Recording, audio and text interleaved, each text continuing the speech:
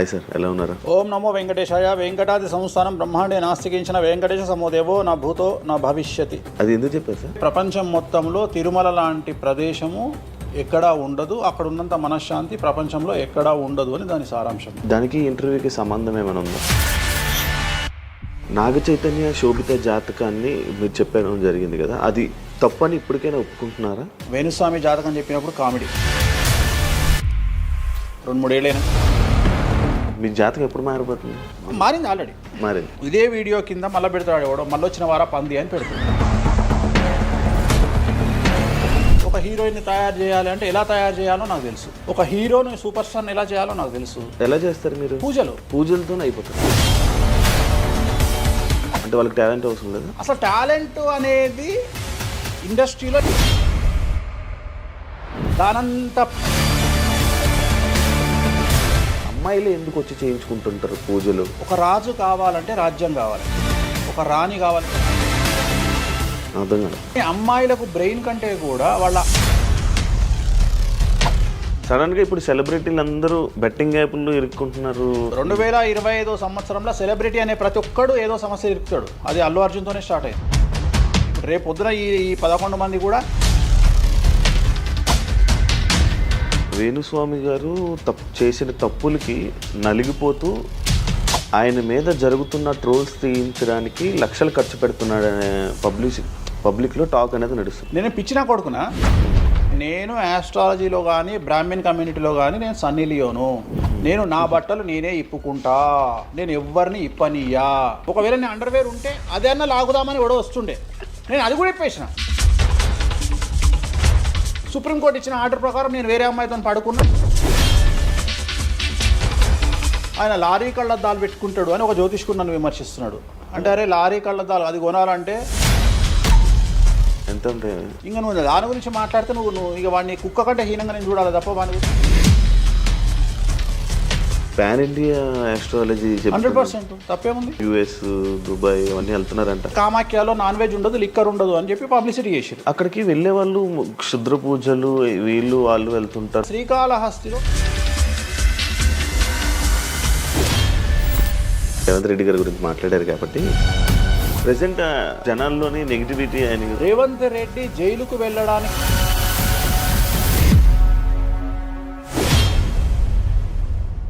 Hi hello నమస్తే, నేను మీ anchor Shiva. Welcome to Aiden media. ఈరోజు మన ముందున్న గెస్ట్ ఆల్రెడీ ప్రోమో చూస్తే మీకు అర్థమైపోయి ఉంటుంది, మన వేణుస్వామి గారు ఈరోజు మనతో ఉన్నారు.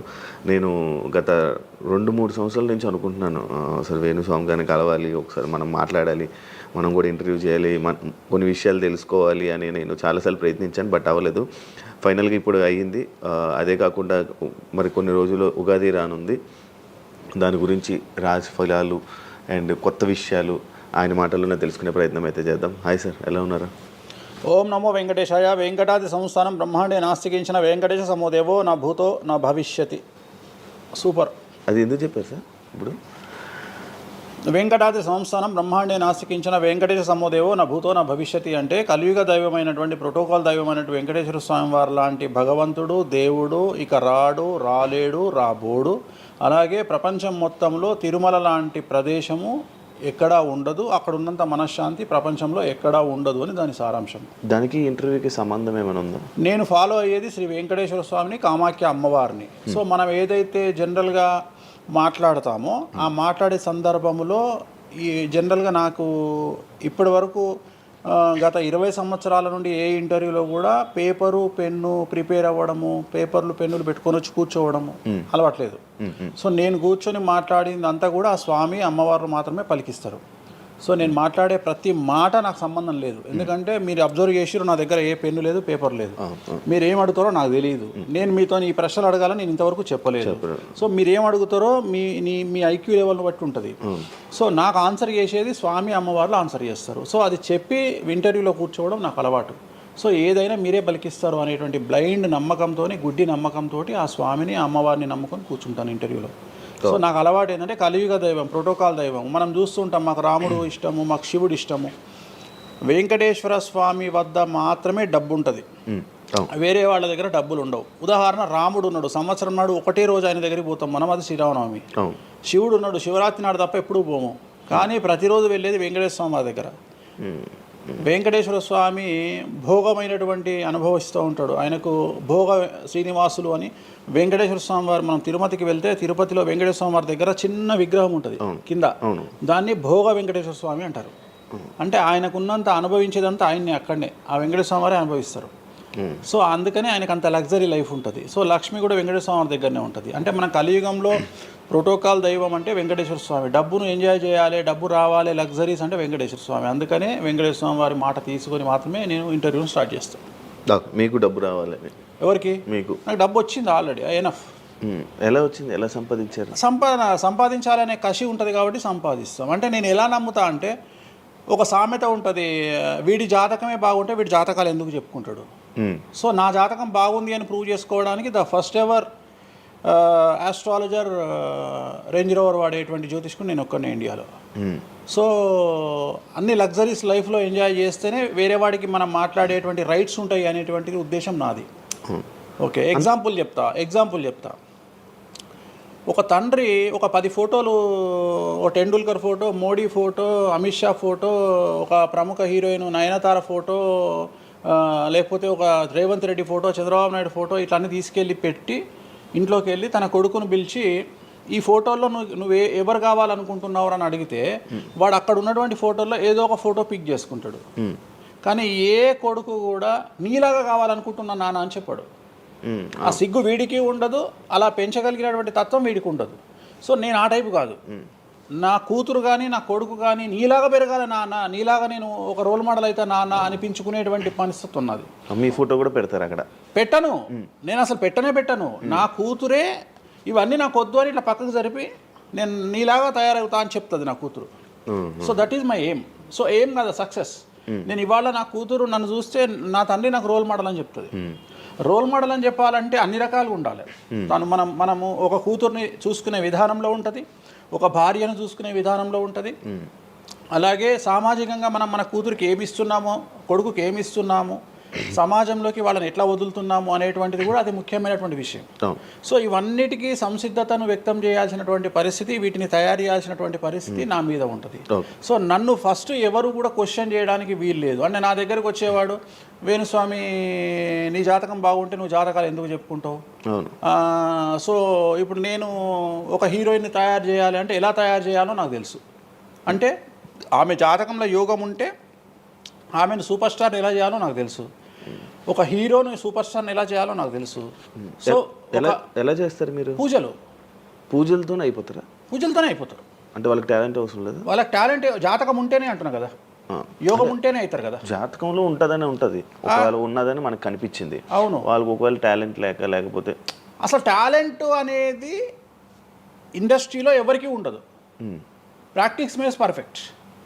ఓకే, దానంత పనికి మాలిన మాట ఇంకోటి లేదు. శివ రాగానే ఫస్ట్ ఇంటర్వ్యూలోనే ఇరగదీయడు. శివ 1వ ఇంటర్వ్యూకు, శివ 100వ ఇంటర్వ్యూకు నక్కకు నాగలో అనుకున్నంత తేడా ఉంటుంది. మరి శివ ఫస్ట్ ఇంటర్వ్యూలోనే టాలెంట్ ఇరగదీసిండా? Practice makes perfect. అంత ఛాన్స్ ఇవ్వట్లేదు కదా ఇప్పుడు ఇండస్ట్రీలో. ఎవరు ఇక్కడికి వచ్చి ప్రాక్టీస్ చేసుకుంటామంటే ఛాన్సులు రావట్లేదు కదా. ఆటోమేటిక్గా టాలెంట్ అనేది మనము ప్లే చేస్తున్న రోల్స్ను బట్టి వస్తుంది. డైరెక్ట్గా అల్లు అర్జున్ గంగోత్రి సినిమాలో చూసిన అల్లు అర్జున్కు, పుష్ప 3లో చూసిన అల్లు అర్జున్కు కోడిపిల్ల లెక్క కళ్ళు తిరిగి కింద పడతాం అందరం. ఆయన హావభావాలు కానీ, ఆయన ముఖవర్చస్సు కానీ, గంగోత్రి సినిమాలో ఉన్నటువంటి అల్లు అర్జున్కు, పుష్ప 3కి. మరి గంగోత్రిలోనే పుష్ప 3 లాగా ఎందుకు లేడు అల్లు అర్జున్ అంటే? మరి అప్పుడు టాలెంట్ లేదా? సో ఇక్కడ ప్రాక్టీస్ మేక్స్ పర్ఫెక్ట్. అంటే కొన్ని పనికి మాలినటువంటి మాటలు మాట్లాడేటువంటి ఎప్పుడో 50 ఏళ్ళ కింద సామెతలను తీసుకొచ్చి రుద్దే ప్రయత్నం చేస్తారు. సో ఇక్కడ టాలెంట్ అనేది పక్కన పెడదాం, అవకాశం ముఖ్యం. నువ్వు టాలెంట్ ప్రూవ్ చేసుకోవాలంటే అవకాశం ముఖ్యం. శివ అనేవాడు యాంకరింగ్లో తోపు తురుము అని ప్రూవ్ చేసుకోవాలంటే అవకాశం ముఖ్యం. అవకాశం లేకపోతే శివలో టాలెంట్ ఉండదు, ఆ టాలెంట్ డెవలప్మెంట్ ఉండదు. సో ఇక్కడ ఏంది అంటే అవకాశాలు రావడం కోసం మనం ప్రయత్నం చేస్తాం. ఒక సీఎం సీట్ ఎక్కడం కోసం సీఎం ఏం చేస్తాడు అని తెలవాలి అంటే సీట్ ఎక్కాలి. సీట్ ఎక్కిన తర్వాత సీఎంగా ఈయన పనికొస్తాడా రాడని డిసైడ్ అవుతుంది. అట్లనే ఒక అమ్మాయి హీరోయిన్ అయిన తర్వాత ఈ అమ్మాయికి అంత సీన్ ఉందా లేదా అనే విషయం తెలుస్తుంది. సో మనం కనుక నయనతారని తీసుకున్నా, సమంతని తీసుకున్నా, ఏ హీరోయిన్ తీసుకున్నా, ఏ హీరోని తీసుకున్నా వాళ్ళ ఫస్ట్ సినిమాకు, వాళ్ళ 3వ సినిమాకు, వాళ్ళ 30వ సినిమాకు ఎక్స్ట్రీమ్ చేంజెస్ ఉంటాయి. సో ఇవన్నీ ఎట్లా వస్తున్నాయి అంటే ఫస్ట్ సినిమాకి టాలెంట్ లేదు, వాళ్ళు సానబట్టబడతారు, వాళ్ళకు వచ్చేటువంటి క్యారెక్టర్ల ద్వారా వాళ్ళు ఆ లెవెల్కి వస్తారు. అట్లనే ఒక గ్రామస్థాయి సర్పంచ్ నుండి స్టార్ట్ అయినటువంటి వ్యక్తి వాళ్ళ రాష్ట్రానికి తెలంగాణకు ముఖ్యమంత్రి అయిన రేవంత్ రెడ్డి అంటే ఆయన ప్లానింగు, ఆయన ఎట్లా చేయాలి, ఎట్లా సీఎం కావాలి అనే ఆలోచనల ద్వారా ఇక్కడికి వచ్చిండు. తెలంగాణలో కాంగ్రెస్లో ఎంతోమంది తోపులు తురుములు ఉండగా రేవంత్ రెడ్డి ఎందుకు సీఎం అయ్యిండు అంటే రేవంత్ రెడ్డి టార్గెట్ సీఎం పదవి. మధ్యలో ఉండేవాళ్ళు వేరే వాళ్ళందరూ టార్గెట్ సీఎం పదవి కాదు, కానీ రేవంత్ రెడ్డి మాత్రమే అన్ని కష్టాలు పడ్డాడు, రేవంత్ రెడ్డి మాత్రమే సీఎం టార్గెట్ చేసుకొని వాళ్ళ పదవి వచ్చింది. సో ఇది ప్రాక్టీస్ మేక్స్ పర్ఫెక్ట్. సో మనం ఎంత ప్రాక్టీస్ చేస్తే అంత పర్ఫెక్ట్ అవుతాం. అంతేగాని టాలెంట్ చూపించుకోవాలి అంటే అవకాశం రావాలి, అవకాశం వచ్చిన దాన్ని వాడుకోవాలి, అన్నిటికంటే ధైర్యం కావాలి. There is no development in comfortable zone. కలియుగంలో కంఫర్టబుల్ జోన్లో ఎప్పుడూ డెవలప్మెంట్ ఉండదు. తెలంగాణ రాష్ట్రంలో కాంగ్రెస్ పార్టీలో మనం గనక కాంగ్రెస్ పార్టీలో ఉన్నటువంటి వ్యక్తులను తీసుకుంటే ఒక రేవంత్ రెడ్డి మినహా ఎవరు కూడా జైలుకి వెళ్ళలేదు. రేవంత్ రెడ్డి జైలుకు వెళ్ళడానికి కూడా సంసిద్ధత వ్యక్తం చేసినాడు, అలాంటి ఫైటింగ్ చేసినాడు. అంటే కంఫర్టబుల్ జోన్ దాటి రిస్క్ జోన్లో ఫైట్ చేయడం వల్ల ఇవాళ సీఎం అయినాడు. మిగతా వాళ్ళందరూ ఎక్కడనో దగ్గర భయపడ్డమో బాధపడ్డమో వెనకడుగు వేయడం వల్లనో వాళ్ళు అక్కడనే ఉండిపోయారు. ఈయన మాత్రమే జైలుకు వెళ్ళి మరీ ఫైట్ చేసి వాళ్ళ సీఎం అయ్యాడు. అంటే ఎవరైతే కష్టపడతారో వాళ్ళకు ఫలితం దక్కుతుంది, ఎవరైతే కంఫర్టబుల్ జోన్లో ఉంటారో వాళ్ళు కంఫర్ట్ లెవెల్ అట్లనే ఉంటుంది. సో సమాజంలో మనం బయటికి వచ్చి ఫైట్ చేసి అన్నిటినీ ఎదుర్కొని 10 మందితో దొబ్బులు తిని సోషల్ మీడియాలో దొబ్బించుకొని కింద కామెంట్లు పెట్టించుకొని బండనాయదవా దొంగనాయదవా అని కామెంట్లు పెట్టించుకొని సో ఇవన్నీ ఓవర్కమ్ అయ్యి సమాజాన్ని అర్థం చేసుకొని ఓహో వీళ్ళంతా పనికి మాలిన విధవలు కామెంట్ల రూపంలోనే ఉంటారు అని మనం ఫైట్ చేస్తూ ముందుకు వెళ్తేనే మనకు లైఫ్ దొరుకుతుంది. ఇప్పుడు రేవంత్ రెడ్డి గారి గురించి మాట్లాడారు కాబట్టి ప్రజెంట్ జనాల్లోని నెగిటివిటీ నేను ప్రిడిక్షన్స్ని కానీ వేరే వాటి చెప్పట్లా. నేను ఒక మంచి విషయాన్ని తీసుకొని మాత్రమే చెప్తా ఉన్నాను. నేను మంచి విషయాన్ని మాత్రమే తీసుకొని చెప్పాను. వేణుస్వామి గారు ఎప్పుడు అంటే లైక్ ఇందాక మాట్లాడుతున్నట్టు హీరోయిన్లు మనం టాలెంట్ ఉన్న వాళ్ళు చేస్తాం. ఎక్కువ వేణుస్వామి దగ్గర చేసుకున్న యాక్టర్స్ అమ్మాయిలే ఎందుకు వచ్చి చేయించుకుంటుంటారు పూజలు వేణుస్వామి గారి దగ్గర? ఒక రాజు కావాలంటే రాజ్యం కావాలి, ఒక రాణి కావాలంటే రాజు ఉంటే సరిపోతుంది. అర్థం కాలేదా? ఒక వ్యక్తి రాజు కావాలంటే రాజ్యాన్ని సంపాదించాలి. రాజ్యాన్ని సంపాదించాలంటే సగం జీవితం సంక నాకిపోతుంది. ఒక వ్యక్తికి అంటే శివ అనే వ్యక్తి ఒక 100 కోట్ల రూపాయలు సంపాదించాలంటే సగం జీవితం సంక నాకిపోతుంది. అవును, రైట్. కానీ శివను పెళ్లి చేసుకోవడానికి ఒక అమ్మాయికి మ్యాక్సిమం 10 మినిట్స్ చాలు. ఎస్, అంటే శివ నచ్చితే చాలు, శివకు అమ్మాయి నచ్చితే చాలు, పని అయిపోయింది. అంటే 10 నిమిషాల్లో ఆ అమ్మాయి 100 కోట్ల వారసురాలు అయిపోయింది. అలాగే 100 కోట్ల అధిపతి కూడా తనకు దక్కిండు. సో అమ్మాయిల డెవలప్మెంట్ అనేది ఎక్స్ట్రీమ్గా ఉంటుంది. ఉదాహరణ, ఒక ఇంటర్వ్యూకు 10 మంది అమ్మాయిలు 3 అబ్బాయిలు వస్తే ఈ 10 మంది అమ్మాయిల ఇంటర్వ్యూలు అయిపోయినాక వీళ్ళు సెలెక్ట్ కాకపోతే వాడి అదృష్టం మహాసుడిగా ఉంటే వాడు వస్తాడు సీన్లోకి. అంతే తప్ప 99% వీడు ఇక్కడనే కథం అయిపోతారు అమ్మాయిల దగ్గరనే, వాడికి అంత అవకాశం ఉండదు. సో కలియుగం అనేది 2002 తర్వాత షిఫ్ట్ అయింది. ఒకప్పుడు ఆడవాళ్ళకి అవకాశాలు తక్కువ, మగవాళ్ళకి ఎక్కువ. ఇప్పుడు టోటల్ రివర్స్ అయింది. ఏంటంటే 95% అవకాశాలు అమ్మాయిలకే ఉంటాయి, ఒక 5% మాత్రమే అబ్బాయిలకు ఉంటాయి. అందుకే అబ్బాయిలు అందరూ ఇప్పుడు అమ్మాయిల్లో మారిపోతున్నారు అంటారా? బెస్ట్ కదా. ఇప్పుడు మొత్తం జెండర్ అంతా మారిపోయింది. కారణం ఏంటంటే అమ్మాయిలకు ఉండేటువంటి వెసులుబాటు అబ్బాయిలకు ఉండదు. నేను అదే చెప్తున్నా. ఇప్పుడు మగవాడు కష్టపడి పైకి రావడానికి చాలా టైం తీసుకుంటుంది, ఆడవాళ్ళు పైకి రావడానికి చాలా ఈజీగా పైకి వస్తారు. నేను అనేది ఏంటంటే వాళ్ళ కష్టముతో పాటు వాళ్ళ గ్లామర్ వాళ్ళకు తోడవుతుంది. అవును, ఇప్పుడు మీరు ఏ పాయింట్ చెప్పారో అర్థమైంది. ఇప్పుడు అమ్మాయిలకి ఎలాగో అవకాశాలు ఉన్నాయి కదా, మరి ఆల్రెడీ వాళ్ళకి ఎలాగో అవకాశాలు వస్తాయి కాబట్టి మరి మీరు వాళ్ళని ఎందుకు అమ్మాయిలనే చూడడం? అబ్బాయిలు అంటే రాని వాళ్ళకు నేను చూస్తున్నా. ఇప్పుడు వచ్చిన వాళ్ళు నా దగ్గరికి రారు కదా. ఇప్పుడు కరోనా వస్తేనే హాస్పిటల్కి పోతాడు, కానీ కరోనా రాకముందే పండుకోడు కదా హాస్పిటల్. సో అట్లనే వేణుస్వామితో పని ఉంటేనే వస్తారు. రెండవది, అమ్మాయిలకు ఉండే వెసులుబాటు ఏంటంటే అబ్బాయిలు కూడా చేసుకుంటారు నా దగ్గర, కానీ అబ్బాయిల డెవలప్మెంట్ అనేది చాలా తక్కువగా ఉంటుంది. ఉదాహరణ, నా దగ్గరికి వచ్చే అమ్మాయిలు ఓన్లీ సినిమా కోసం రారు. చాలామందికి తెలియదు ఈ విషయం. అంటే చాలామంది ఏమనుకుంటారంటే వేణుస్వామి దగ్గరికి వచ్చే అమ్మాయిలు సినిమా కోసమే వస్తారు, రారు. నా దగ్గరికి వచ్చే అమ్మాయిలు ఒక రాజకీయ నాయకురాలిగా వక్తగా కావాలని వస్తారు. సో పొలిటీషియన్ కావాలని వస్తారు. అన్నిటికంటే ఎంటర్ప్రెన్యూర్ కావాలని వస్తారు. ఒక బోటికో లేకపోతే ఒక గోల్డ్ షాపో ఏదో పెట్టుకొని బిజినెస్ కోసం వస్తారు. సో నా దగ్గరకు వచ్చేటువంటి వాళ్ళల్లో 10 మందిలో ఒకళ్ళు ఇద్దరు సినిమా ఇండస్ట్రీకి సంబంధించిన వాళ్ళు వస్తారు. 8 మంది వేరే వేరే వేరే వేరే వ్యాపారాలకు సంబంధించి చాలా ఉన్నాయి. ఇప్పుడు లైసెన్సింగ్ చేసేవాళ్ళు ఉన్నారు, చాలామంది తెలియదు. ఇప్పుడు ఢిల్లీలో లైసెన్సింగ్ చేసేవాళ్ళు 100 మంది అమ్మాయిలు ఉన్నారు నాకు తెలిసిన వాళ్ళు. అంటే పెద్ద పెద్ద కాంట్రాక్ట్లు ఇప్పించేవాళ్ళు, పెద్ద పెద్ద వాళ్ళు. సో అలాంటి వాళ్ళు నా దగ్గరికి ఎక్కువగా వస్తారు. అంటే నా దగ్గరికి వచ్చేవాళ్ళు ఈ ఉద్యోగాలు చేసుకునే వాళ్ళు ఇలాంటి వాళ్ళు రారు. నేనేమంటానంటే job is a biggest scam in the world. ప్రపంచంలో ఉద్యోగం అనేది అతిపెద్ద స్కామ్. సో దాన్ని ఇప్పుడు ఒక కోతి ఉంది, ఆ కోతికి మీరు డజన్ అట్టిపళ్ళు ఇవ్వండి, ఒక 2000 రూపాయలు ఇవ్వండి, అది డజన్ అట్టిపళ్ళే తీసుకుంటుంది. కానీ ఈ 2000 రూపాయలతోటి నేను ఒక 10 గెలలు కొనుక్కుంటానే నాలెడ్జ్ దానికి లేదు. అంటే ఒక రకంగా జాబ్ అనేది ఇచ్చి ఆ వ్యక్తిని మనం మోసం చేయడం. సో జాబ్కి అలవాటు అయిపోయిన వాడు కంఫర్టబుల్ జోన్లోకి వెళ్ళిపోతాడు. సో నేనేం చెప్తా అంటే ఆ జాబు నుండి మనమే 100 జాబులు ఇచ్చే స్థాయికి ఎదగాలి అనే కసి ఉండి అక్కడికి వెళ్ళాలి. ఆ కసి ఉంటేనే పని లేదు. కలియుగంలో కష్టపడి అనే మాట మాట్లాడితే దానంత దరిద్రం ఇంకోటి లేదు. ప్రపంచంలో అతి పెద్దగా ఎక్కువగా కష్టపడేది గాడిది. అది ఈ పాటికి ఎక్కడో ఉండాలి, అది లేదు. రైట్. సో మనం కష్టపడడం కాదు, బ్రెయిన్తో పని చేయాలి. కష్టంతో పాటు బుర్ర ఉండాలి. కష్టం అనేది పనిచేయదు. నేను ఏమంటున్నానంటే ఈ ప్రపంచంలో బాగా కష్టపడేటువంటి మనిషి డ్రైనేజీలోకి దిగి పనిచేసేటువంటి సేవకుడు. సో ఆయన పడే కష్టానికి పర్ డే 10 లక్షలు ఇచ్చినా తక్కువనే. కానీ మనం ఆయనకి అట్లా ఇవ్వట్లా. అంటే ఇక్కడ బ్రెయిన్తో పనిచేసే వాడికే డబ్బు మిగులుతుంది. నేను మాట్లాడేది బ్రెయిన్తో. కానీ అమ్మాయిలకు బ్రెయిన్ కంటే కూడా వాళ్ళ అందముతో పనిచేస్తే డబ్బులు దొరుకుతాయి. ఇప్పుడు ఇప్పుడు మనం ఉన్నాం, నువ్వో నేను ఒక ఇన్స్టాగ్రామ్లో పోస్ట్ పెడితే ఎవరు చూడు. అదే ఒక అమ్మాయి పెడితే 2 మిలియన్లు వెళ్ళిపోతుంది. ఇప్పుడు అదే కదా జరిగేది. ఇప్పుడు బెట్టింగ్ యాప్స్లోకి వీళ్ళు ఎందుకు వచ్చారంటే వాళ్ళను ట్రాప్ చేసేవాడు కూడా ఈ అమ్మాయిలకు 2 మిలియన్ల ఫాలోవర్స్ ఉన్నారు, కనీసం మిలియన్కు రీచ్ అవుతుంది వీళ్ళ వీడియో అనే ఉద్దేశంతో పెట్టిస్తున్నాడు. సో పెట్టడం ఎందుకు ఏంటి అనవసరం పక్కన పెడితే వాళ్ళకుండే క్రేజ్, అమ్మాయిలకు క్రేజ్ అలాంటిది. నేను అదే చెప్తున్నా, ఆ క్రేజ్ అమ్మాయిలకు చాలా ఈజీగా వస్తుంది. ఎందుకంటే గ్లామర్గా ఉండే అమ్మాయిలు చాలా ఈజీగా జనాల్లోకి వెళ్ళిపోతారు. సో చాలా వాళ్ళకు ఉండే అవకాశాలు చాలా ఎక్కువ. ఇప్పుడు రీసెంట్ మీరు బెట్టింగ్ యాప్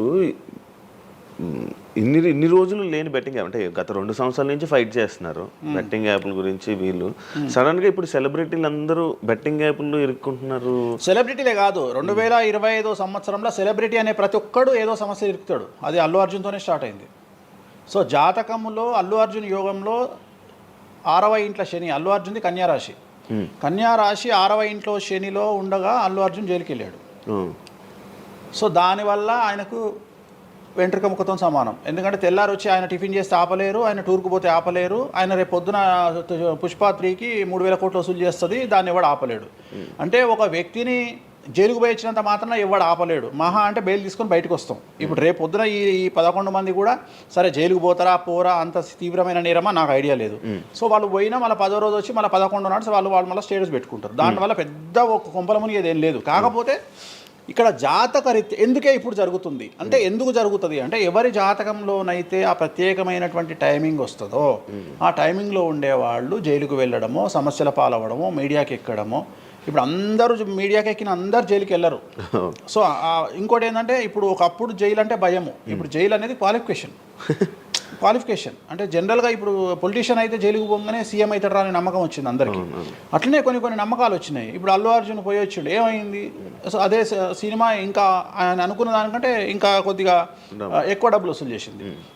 సో ఇప్పుడు వీళ్ళు కూడా అంతే. కాకపోతే జాతకాల్లో చూసుకోవాల్సింది ఎందుకు ఇట్లాంటివి జరుగుతాయంటే, అష్టమ శని అంటే 8వ ఇంట్లో శని వచ్చినప్పుడు, 6వ ఇంట్లో శని వచ్చినప్పుడు, 12వ ఇంట్లో శని వచ్చినప్పుడు, 1వ ఇంట్లో శని వచ్చినప్పుడు, 6వ ఇంట్లో గురువు వచ్చినప్పుడు, 12వ ఇంట్లో గురువు వచ్చినప్పుడు ఇలాంటి సంఘటనలు వ్యక్తిగతమైన జీవితంలో జరిగే అవకాశాలు ఉంటాయి. ఇప్పుడు ఏదైతే కన్యా రాశికి ఈ నెల 30 వరకు బ్యాడ్ ఉందో అది తులారాశికి షిఫ్ట్ అవుతుంది 1వ తారీఖు నుండి. అంటే ఏప్రిల్ 1వ తేదీ నుండి రాబోయే 2.5 సంవత్సరాల పాటు తులారాశి సెలబ్రిటీలు ఎవరైతే ఉంటారో వాళ్లకు సేమ్ సంచలనాలు, జైలుకు వెళ్ళడాలు, ఇలాంటి సమస్యలు అనేటువంటివి రాబోతున్నాయి. వేణుస్వామి గారు చేసిన తప్పులకి నలిగిపోతూ ఆయన మీద జరుగుతున్న ట్రోల్స్ తీయించడానికి లక్షలు ఖర్చు పెడుతున్నాడనే పబ్లిక్లో టాక్ అనేది నడుస్తుంది. అది ఎంతవరకు నిజం? అసలు పట్టించుకొని అవి ఎంజాయ్. ట్రోల్స్ని ఎంజాయ్ చేస్తారా? ట్రోల్స్ని ఎంజాయ్ చేస్తాను నేను. ట్రోల్స్ని ఎంజాయ్ చేస్తాను నేను. ఎందుకు అంటే నేను నమ్మేది ఏంటంటే any publicity is good publicity అని నమ్మే వ్యక్తిని నేను. బ్యాడ్ ఆర్ గుడ్ పబ్లిసిటీ నేను అనే పాయింట్ ఏంటంటే ఒక అంబానీ ఫ్యామిలీ పెళ్లిళ్ళు చేసుకున్నారు, 5,000 కోట్లు ఖర్చు పెట్టి పెళ్లిళ్ళు చేసుకోవడానికి ప్రధానమైన కారణం ఏంది? పబ్లిసిటీ పిచ్చి. వేణుస్వామికి 500 కోట్ల పబ్లిసిటీ ఫ్రీగా వచ్చినప్పుడు ఎందుకు వద్దంటాడు? పిచ్చిన కొడుక వేణుస్వామి అన్న కాదు కదా. ఒక ప్రైమ్ టైంలో 7 గంటలకు నేను ఒక ఛానల్లో అరగంట షో కొనాలంటే నాకు కనీసం ₹1,00,000 అవుతుంది. నేను పిచ్చిన కొడుకునా? నాకు వచ్చే పబ్లిసిటీ ఎంత ఎక్స్ట్రీమ్ పబ్లిసిటీ వస్తుంది. నేను ఎప్పుడు బాధపడతా? నా లైఫ్ డిస్టర్బ్ అయినప్పుడు బాధపడతా, నా ఫైనాన్షియల్ రూట్ ఆగిపోయినప్పుడు బాధపడతా. ఇప్పుడు నేను 12వ సంవత్సరంలో సినిమా ఇండస్ట్రీకి వచ్చిన. నా కమాండింగే మీడియా, నా కమాండింగే సినిమా ఇండస్ట్రీ, నా కమాండింగే పొలిటికల్, నా commanding all aspects of life. అలాంటి నేను నా జాతకాన్ని అంటే ఏం తెలియకుండానే బ్లైండ్గా వచ్చి మీడియా ముందర మాట్లాడేసి దొబ్బులు తిని వెళ్ళిపోదాం అనుకుంటున్నా? అంటే నాకంటూ కొన్ని క్లారిఫికేషన్స్ ఉంటాయి కదా. ఇప్పుడు ఉదాహరణ, ఇప్పుడు ఒక వ్యక్తి మీద ఒక లీగల్ అలిగేషన్ వచ్చినప్పుడు వాడు యాంటిసిపేటరీ బెయిల్ తీసుకుందామా, లాయర్ను మాట్లాడుకుందామా, ఏం చేద్దాం అని ఆలోచిస్తాడు కదా. అట్లనే మనం అడవిలోకి వెళ్ళేటప్పుడు టైర్ పంక్చర్ అయితే ఏం చేస్తామని ఆలోచించుకుంటాం కదా. అట్లనే ఒక అడవిలో ట్రావెల్ చేసినప్పుడు మనం ఆలోచించుకొని ట్యాంక్ డీజిల్ ఫుల్ చేయించుకుంటాం కదా. సో అట్లా నాకు ఉండవు ఆలోచనలు. నేను ఆలోచించుకోకుండానే ఇలాంటి పనులు చేస్తున్నా. సో వేణుస్వామిని దెబ్బ కొట్టాలి అన్నా, ఎవరిని దెబ్బ కొట్టాలన్నా ఫైనాన్షియల్గా దెబ్బ కొట్టాలి. బట్ నేను అవకాశం అవతల వాడికి ఇయ్యాను. కారణం ఏంటంటే ఒక ఎలుకలాగానో ఒక పాములాగానో, ఒక ఎలుక కానీ పాము కానీ తన శత్రువుల దాడి నుండి బయటికి రావాలంటే 7 నుండి 8 బొక్కలు చేసుకుంటుంది ఒక హోల్లో. అంటే ఇటు రాడ్ పెడితే ఇటు వెళ్ళిపోతుంది, ఇటు రాడ్ పెడితే ఇటు వెళ్ళిపోతుంది. సో అట్లనే నేను ఒక 4-5 రకాల ఆర్థిక వనరులను ఏర్పాటు చేసుకున్నా. నా మెయిన్ ఇది కాదు. ఇది కాకుండా ఇంకా 4-5 రకాల ఆర్థిక వనరులను ఏర్పాటు చేసుకున్నా. ఈ రోజు దుకాణం బంద్ చేయమంటే ఇదే క్షణంలో దుకాణం బంద్ చేసి కాలు మీద కాలేసుకొని నా పనులు నేను చేసుకుంటాను. సో అంత కంఫర్టబుల్ జోన్లో ఉన్నా నేను. సో నాకు టెన్షన్ లేదు. నాకు అంటే నన్ను ఎవడో ఆపేస్తాడు, నేను ఆగేయాలి ఏం లేదు, హ్యాపీగా వెళ్ళిపోతుంది. సపరేట్ బిజినెస్లు ఉన్నాయి నాకు. 190 వ్యాపకాలు ఉన్నాయి నాకు. నన్ను జ్యోతిష్యం, నేను 4 నెలలు జ్యోతిష్యం చెప్పుకోకపోతే జ్యోతిష్యం మీద సంపాదించేదానికంటే ఇంకో ₹5 ఎక్కువ సంపాదించుకున్నా. ఇప్పుడు మధ్యలో నేను ఒక 4 నెలలు రెస్ట్ తీసుకొని నాకు వేరే వ్యాపకాలు చూసుకుంటే నాకు ఈజీ, ఎందుకంటే నేను కాన్సన్ట్రేషన్ చేయలేకపోతున్నా. సో ఇప్పుడు నాకు దొరికింది మొన్నటి వరకు, నేను ఆ పని చేసుకున్నా. రెండోది ఉగాదికే కదా నేను మాట్లాడేది, తర్వాత ఏం మాట్లాడతా. రెండోది ఏంటంటే కొన్నిసార్లు మనకు కొన్ని విచక్షణ, కొన్ని జ్ఞానాలు కలుగుతాయి, కొన్నిసార్లు కలుగుతాయి. ఇప్పుడు నాకు కూడా అదే జ్ఞానం కలిగింది. ఎందుకు అంటే ఇక్కడ వాక్యూమ్ నేను కవర్ చేసిన, టాలీవుడ్లో తెలుగులో వాక్యూమ్ కవర్ చేసిన, ఇక్కడ ఏం లేదు. సో నేను వాక్యూమ్ ఇంకా క్లియర్ చేసుకోవాలి, ఇంకా పెంచుకోవాలి అంటే బాలీవుడ్కు పోవాలి, కన్నడ పోవాలి, తమిళ్ పోవాలి. సో అటువైపు నేను కాన్సన్ట్రేషన్ చేస్తున్నా ఎక్కువగా. అందుకని నేను ఇక్కడ సెలబ్రిటీల గురించి చెప్పడం ఆపేసిన, తెలుగు సెలబ్రిటీల గురించి చెప్పడం లేదు. ఇప్పుడు మీరు పాన్ ఇండియా ఆస్ట్రాలజీ 100% తప్పేముంది? అదే విన్నాను రీసెంట్. US, దుబాయ్ అవన్నీ వెళ్తున్నారంట. అంటే దాని అర్థం క్లయింటేల్ ఉందనే కదా. ఇప్పుడు మన యూరప్ పోయి వచ్చిన సరే, ఒక పెద్ద విషయంలో వెళ్ళేసి వచ్చిన చెప్పుకోవాలని లేదు, చెప్పను. క్లయింటేల్ ఉంది. ఆస్ట్రేలియాకి రెగ్యులర్గా ఎవ్రీ 3 months ఆస్ట్రేలియా పోతా, ఎవ్రీ 3 months లండన్ పోతా నా క్లయింటేల్కు. తప్పేముంది? అంటే ఉన్నట్టే కదా, నేను అనేది ఉన్నట్టే కదా. ఇప్పుడు విచక్షణ కలిగిన వాడు ఆలోచిస్తాడు. అంటే వేణుస్వామి మీద ఎందుకు వస్తున్నాయి రూమర్స్, ఎందుకు వేణుస్వామిని టార్గెట్ చేస్తున్నారు, నాకు అనవసరం. వాళ్లకు అవసరం ఉన్నోడు ఎంక్వైరీ చేసుకొని నా దగ్గరకు వస్తాడు. నేను ఇంకోటి అందరికి ఒకటే చెప్తా, నా పాజిటివ్ వీడియోల కంటే నా నెగిటివ్ వీడియోలే చూడండి. ఫస్ట్ జనాలు నన్ను ఎక్కిన వీడియోలు చూడండి, నన్ను దొబ్బిన వీడియోలు చూడండి, నా గురించి నెగిటివ్గా పెట్టిన వీడియోలు చూడండి. అప్పటికీ మీకు నా మీద నమ్మకం కలిగితేనే నా దగ్గరికి రండి, లేకపోతే రావద్దు. ఫస్ట్ వాటిని ఎంజాయ్ చేయండి, వాటిని ఫుల్ ఎంజాయ్ చేయండి, చేసి నా దగ్గరికి రండి. అట్లాంటి వాళ్ళే నా దగ్గరకు వస్తారు. అవునా? నాకు అదే కావాలి. చెప్పారా వచ్చి నాకు అదే నాకు టీవీలో ఎప్పుడు కూడా చెప్తున్నా కదా, వాళ్ళు వచ్చిన వాళ్ళు ఎవరైనా వచ్చిన వాళ్ళు చెప్తారు కదా. ఇప్పుడు ఉదాహరణ ఏమంటారు అంటే, ఇప్పుడు కామాఖ్య ఉంది, కామాఖ్యకి వెళ్తే ఇప్పుడు ఎవరో ఒకళ్ళు పబ్లిసిటీ చేసిరు, కామాఖ్యలో నాన్ వెజ్ ఉండదు, లిక్కర్ ఉండదు అని చెప్పి పబ్లిసిటీ చేసిరు. అవును, చెయ్యంగానే నా కామాఖ్య మెట్లెక్కగానే కనిపించేది నాన్ వెజ్, కామాఖ్య మెట్లెక్కగానే కనిపించేది లిక్కరు, గర్భగుడిలో ప్రదర్శనం చేస్తున్నంతసేపు మనకు కనిపించేది నాన్ వెజ్, లిక్కరు. సో అక్కడికి ఇప్పుడు ఎగ్జాంపుల్ చెప్తా. ఇప్పుడు శివ అనే వ్యక్తి కామాఖ్యకి ఇంతవరకు వెళ్ళలేదు. సో ఇప్పుడు ఏమనుకుంటాడంటే, వేణుస్వామి గురించి చెప్పిన ప్రచారాన్ని శివ నమ్ముతాడు. నాకు అదే కావాలి, ఇప్పుడు నమ్మడమే కావాలా. కానీ శివ నెల తర్వాత కామాఖ్యకి వెళ్తాడు. వెళ్ళిన తర్వాత ఎక్కడ చూసినా అడుగున నాన్ వెజ్, లిక్కర్ కనిపిస్తుంది శివకు. శివకు లాస్ట్కు ప్రసాదం కూడా నాన్ వెజ్ ఇస్తారు, ప్రసాదం కూడా లిక్కరే ఇస్తారు. అంటే తాగున ఆయన అని చెప్పి చేతిలో పోస్తారు. అంటే తీర్థంలో లిక్కర్ పోసి మీకు తీర్థం ఇస్తారు, మీరు తీర్థం తాగుతారు, లిక్కర్ పోసిరు. అప్పుడు ఒకసారి మీకు గుర్తొచ్చేది ఎవరు? వేణుస్వామి. ఓహో, వేణుస్వామి చెప్పింది 100% నిజము. అంటే మనం మూర్ఖులము, ఇన్ని రోజులు నమ్మింది, మనం తప్పు చేసినాం వేణుస్వామి విషయంలో అని లేదు. అక్కడికి వెళ్ళే వాళ్ళు క్షుద్ర పూజలు వీళ్ళు వాళ్ళు వెళ్తుంటారు. అసలు క్షుద్రం అంటే ఏంది? క్షుద్ర పూజలు శ్మశానంలో చేస్తారు. ఇవి వామాచార పూజలు. మందులలో, అలోపతి మందుల్లో రెగ్యులర్ మందులు స్టిరాయిడ్స్ లాగా స్టిరాయిడ్స్ అనేవి ఇవి. సో నాలెడ్జ్ లేకపోతే నిమ్మకాయలు పెట్టిన ప్రతి చోట క్షుద్ర పూజ అంటే, శ్రీకాళహస్తిలో నిమ్మకాయలతోనే పూజ చేస్తారు. క్షుద్ర పూజ నాది అంటే వేణుస్వామి పూజలు చేయడం క్షుద్ర పూజలు, వామాచార పూజలు. వామాచార పూజ నేను అనేది ఏంటంటే, నేను ఇప్పుడు ఇందాక అదే చెప్పిన, అనేవాడు ఫిల్టర్ లేకుండా ఎన్నన్నా అనుకోని, ఒకవేళ అట్లా అనుకుంటే వేణుస్వామి క్షుద్ర పూజలు చేస్తే సోషల్ మీడియాలో ఎందుకు పెట్టుకుంటాడు? నా లైఫ్లో నేను చెప్పేది ఒకటే, నేను ఆస్ట్రాలజీలో కానీ బ్రాహ్మణ్ కమ్యూనిటీలో కానీ నేను సన్నీ లియోను. నేను నా బట్టలు నేనే ఇప్పుకుంటా, నేను ఎవ్వరిని ఇప్పనియ్యా, నా బట్టలు నేనే ఇప్పుకుంటా. నేను దొంగతనంగా ఇవాళ వరకు పూజ చేసినా, దొంగతనంగా చెయ్యలేదు. పైన పూజ అవుతుంది, మీరు కెమెరా తీసుకొని పోయి పెట్టుకోండి. నాన్ వెజ్ పెట్టిర్రు, లిక్కర్ పెట్టిర్రు, పైన పూజ అవుతుంది. సో మీ ఇష్టం వచ్చినవి తీసుకోండి. నేను శాస్త్రానికి విరుద్ధంగా చేస్తే అమ్మవారు నన్ను సర్వనాశనం చేస్తుంది. నాకు ఎవడన్నా అడ్డొచ్చి అనవసరంగా అమ్మవారిని బద్నాం చేస్తే వాడు సర్వనాశనం అవుతాడు. Simple logic. ఇంట్లో పెద్ద ఏం లేదు, ఇంట్లో నేను పెద్ద గొప్పగా చెప్పుకునేదే లేదు. వామాచారాన్ని క్షుద్ర పూజలుగా భావించి మాట్లాడుకుంటే మీ కర్మ. ఇంకోటి, నేను ఎందుకు లైవ్లో పెడతా పూజలన్నీ? ఎందుకు పెడుతున్నా అంటే, నేను చేసేటి సక్రమమైనటువంటివి కాబట్టే పెడుతున్నా. ఇంకోటి, ఎక్స్ప్లోర్ చేసేవాడికి తెలుస్తాయి ఇవన్నీ. కామాఖ్య పోవాలంటే పోయేటప్పుడు 15,000, వచ్చేటప్పుడు 15,000, 30,000 రూపాయల ఫ్లైట్ టికెట్ ఎక్కి పోవాలి. ఒకప్పుడు 4,000 రూపాయల ఫ్లైట్ టికెట్ ఉంది వేణుస్వామి ప్రచారం చేయక ముందుకు. వారానికి ఒక్క ఫ్లైట్ ఉండే గౌహతికి. ఇవాళ ప్రతిరోజు పోవడానికి 3 ఫ్లైట్లు, రిటర్న్ రావడానికి 4 ఫ్లైట్లు వేణుస్వామి వల్ల ఏర్పడ్డాయి. ఇవాళ తెలుగు, మీరు కామాఖ్య టెంపుల్కి వెళ్తే ప్రతి 10 మందిలో 5 తెలుగు వాళ్ళే ఉంటారు, కర్ణాటక వాళ్ళు ఉంటారు, తమిళ వాళ్ళు ఉంటారు. సో ఇంత స్ప్రెడ్ అయింది కామాఖ్య. సో రెండవది, తెలియకుండా మాట్లాడే వాళ్ళ గురించి నేను మాట్లాడా, ఎక్స్ప్లోర్ చేసి మాట్లాడే వాళ్ళ గురించి నేను మాట్లాడతాను. మీరు కామాఖ్యకి వెళ్తే ఇప్పుడు గోవాలో ఏముంటుంది? మందు ఉంటుంది. ఉదాహరణ, బ్యాంకాక్ అనగానే ప్రతి నా కొడుకు మాట్లాడేది ఏంది? మసాజ్. హైదరాబాద్ కంటే గొప్పగా ఉంటుందా బ్యాంకాక్? నాకు తెలియదు. ఇండియా కంటే గొప్పగా ఉంటుందా బ్యాంకాక్? లేదు. మరి ఇప్పుడు అట్లాంటప్పుడు ఆడవాళ్ళు ఎందుకు పోతున్నారు? ఇప్పుడు బ్యాంకాక్కు ఆడవాళ్ళు విపరీతంగా పోతున్నారు.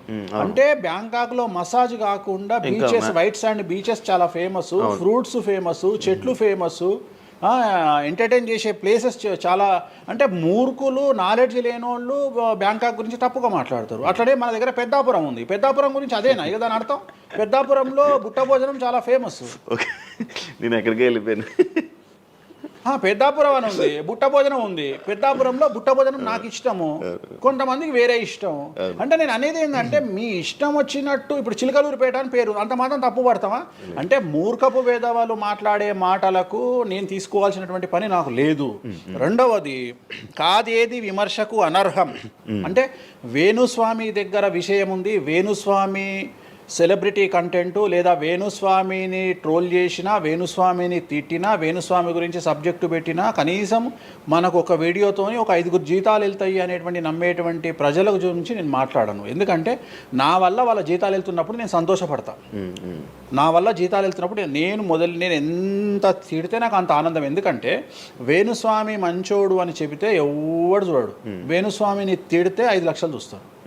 5 లక్షలు అంటే కనీసం 30,000 రూపాయలు. అంటే నాకు తెలియదు సరిగా, ఒక జీతం వెళ్ళిపోతుంది కదా. సో నేను అనే పాయింట్ ఏంటంటే, నన్ను తిడితే నేను అసలు బాధపడను, నన్ను తిడితే నేను సంతోషపడతా. కారణం ఏంటంటే, అట్లీస్ట్ ఆ వీడియోతోని నన్ను ఒక 1000 మంది అన్న గుర్తుపడతారు. ఇప్పుడు ఆస్ట్రాలజీ పరంగా నాకు ఉండే గుర్తింపు నాకు ఉంది, నేను కాదనను. కానీ ఇంకా నా గుర్తింపు నేను పెంచుకోవాలంటే ఎట్లా పెంచుకుంటా, నాతో అయిపోయింది. ఇంతకంటే నేను ఏం చేయలేను. ఇక నేను మ్యాక్సిమం చేసేసిన ఆస్ట్రాలజీలో. ఇప్పుడు వేణుస్వామి అంటే సౌత్ ఇండియాలో వేణుస్వామి అనగానే ఆస్ట్రాలజీ పేరు వస్తుంది, ఆస్ట్రాలజీ అనగానే వేణుస్వామి వస్తుంది. ఎవడు అవునన్నా కాదన్నా నేనే మార్గదర్శకం, దీంట్లో అనుమానమే లేదు. కానీ ఇంతకంటే నాకు ఇంకేదో కావాలి అంటే నేను డబ్బులు, ఇప్పుడు మీరు నా దగ్గరకు వచ్చిర్రు, ఎక్కడైనా నా నేమ్ ప్లేట్ మీరు చూసిరా? చూడలేదు. నా ఫోటో కనిపిస్తుందా మీకు నా ఆఫీస్లో? లేదు. అది నా రేంజ్, అది నా రేంజ్. నాకు విజిటింగ్ కార్డు ఉండదు, నాకు విజిటింగ్ కార్డు ఉండదు, నాకు నేమ్ ప్లేట్ ఉండదు, నాకు నా ఫోటో ఉండదు ఎక్కడ. అమ్మవారి ఫోటోలు, వెంకటేశ్వర ఫోటోలు తప్ప నా పర్సనల్ ఫోటోలు నేను ఎక్కడ పెట్టుకోను. మీరు నన్ను వేణుస్వామి కాదు ఎల్లయ్య అన్న నేను యాక్సెప్ట్ చేస్తాను. ఒకవేళ ఒకరోజు యాంకరింగ్లో ఒక ఆమె ఏం చేసిందంటే, అమ్మాయి ఇంటర్వ్యూ చేయబోతూ వేణుస్వామి కాకుండా ఏదో కొత్త పేరు చెప్పింది. కొత్త పేరు చెప్పి భయపడ్డది. అంటే నేను ఫ్లోలో చెప్పేసి భయపడ్డది. స్వామి తప్పు చెప్పినా అంటే నీ ఇష్టం వచ్చిన పేరు చెప్పుకోపో అన్న. జనాలకైతే నేను వేణుస్వామి అని తెలుసు కదా. ఇప్పుడు వేణుస్వామి బొమ్మేసి పుల్లయ్య అంటే అయితే వేణుస్వామి అనుకుంటారు కదా జనాలు. నేను అనేది అది. సో నాకు ఎంత విమర్శ చేస్తే ఐఎమ్ ఫీల్ హ్యాపీ. అంటే మీ గురించి మీరు అంత క్రియేట్, జనాల్లో అందరికీ తెలుసు, అంత ఉంది ఆల్రెడీ. నేను మౌత్ పబ్లిసిటీని నమ్ముతా. మౌత్. రెండవది సింపుల్ లాజిక్. తెలుగు జనాలు అంత పిచ్చోళ్ళ. ఎక్కడ ఎవరి గురించి నెగిటివ్ పడుతుంది, ఏం పడుతుంది, ఎందుకు పడుతుంది, దీని వెనకాల ఏం జరుగుతుంది అని ఆలోచించలేనంత చవటలో నేను అనుకోను. ప్రతి యాడ్ను క్షుణ్ణంగా పరిశీలిస్తారు, ప్రతి టీవీలో టెలికాస్ట్ అయ్యే ప్రతిదీ క్షుణ్ణంగా పరిశీలిస్తారు, దీని వెనక వీళ్ళ మోటో ఏంది అనేది కూడా ఆలోచిస్తారు. సో చాలా సింపుల్గా అనలైజ్ చేస్తారు. సో అంత మాత్రాన నాకు వచ్చేదేముంది, జనాలు ఒకటి నన్ను విమర్శించేవాడికి లేదా నన్ను శత్రువుగా భావించేవాడు ఆ 2 రోజులు మంది ఎక్కువ తాగుతాడు, 2 పెగ్గులు, అంతకుమించి వాడు వీకేది ఏం లేదు. రెగ్యులర్గా తాగే మందు కంటే 2 పెగ్గులు ఎక్కువ తాగుతాడు, 2 ముక్కలు ఎక్కువ తింటాడు, ఎందుకంటే అబ్బా వేణుస్వామికి ఏదో అయిపోయింది అని. కానీ అంతకుమించి జరిగేది ఏముంటుంది, వేణుస్వామి మర్డర్ చేసినా, మానభంగం చేసినా రాజ్యాంగానికి అతీతంగా లోపలికి పోతాడు.